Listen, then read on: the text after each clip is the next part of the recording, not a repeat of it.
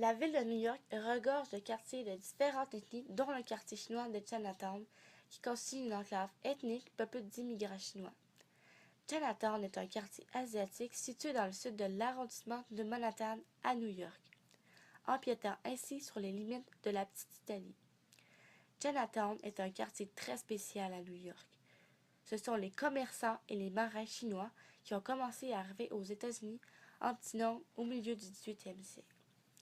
Par la suite, les mines se sont mises à s'épuiser. Les Chinois se sont donc dirigés vers les grandes villes comme New York.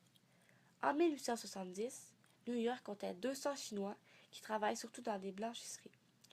Puis en 1882, la population monta à 2000 habitants, malgré la Chinese Exclusion Act, la seule loi américaine qui exclurait une minorité ethnique.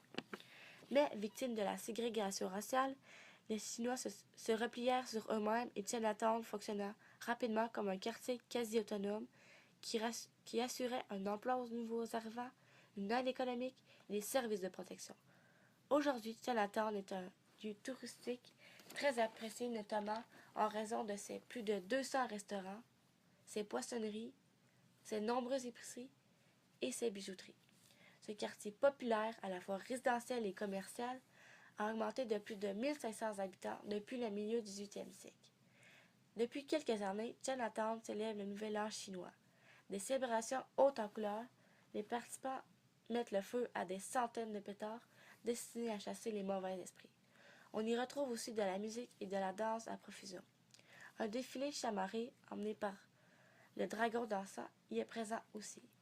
Tout cela se passe bien sûr dans les rues de Chinatown.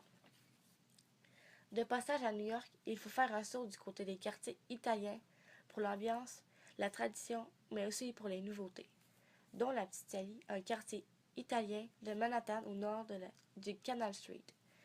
Elle était délimitée par les rues Elizabeth, Mott et Mulberry. Auparavant, la communauté italienne issue de l'immigration vivait dans un secteur beaucoup plus vaste qu'aujourd'hui. La Petite Italie est surtout reconnue pour sa forte population d'immigrants italiens. Au milieu du XXe siècle, la communauté italienne commença à se disperser vers d'autres quartiers ou banlieues, et la Petite Italie se rétrécit. Il y a aussi le quartier voisin de Chinatown qui s'est étendu considérablement, empiétant largement sur la Petite Italie, ce qui fait que la zone nord, près du 100th Street, perdit également ses caractéristiques italiennes pour devenir un quartier sans style particulier. Entre Bond Street et Canal Street, on y découvre le secteur qui conserve le mieux ses caractéristiques de la Petite Italie, dont on peut y trouver un alignement de restaurants italiens populaires remplis de touristes, quelques épiceries, des vendeurs de souvenirs et des maisons à 6 étages.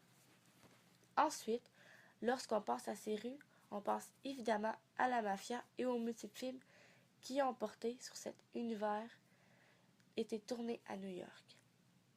On se rappelle aussi le meurtre du gangster Joe Gallo, commis en plein Humberto's Clam House en 1872, et qui a transformé le restaurant, bien malgré lui, en curiosité touristique.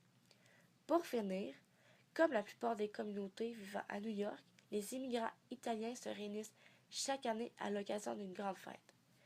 C'est la San Gennaro, le saint patron, et pendant 11 jours, de nombreuses festivités sont organisées. Il y a concours de manger de pâtes, des processus religieux et plein d'autres. Bref, Chinatown et la Petite Italie, ce sont deux endroits à visiter absolument lors d'un voyage à New York. Created using Powtoon.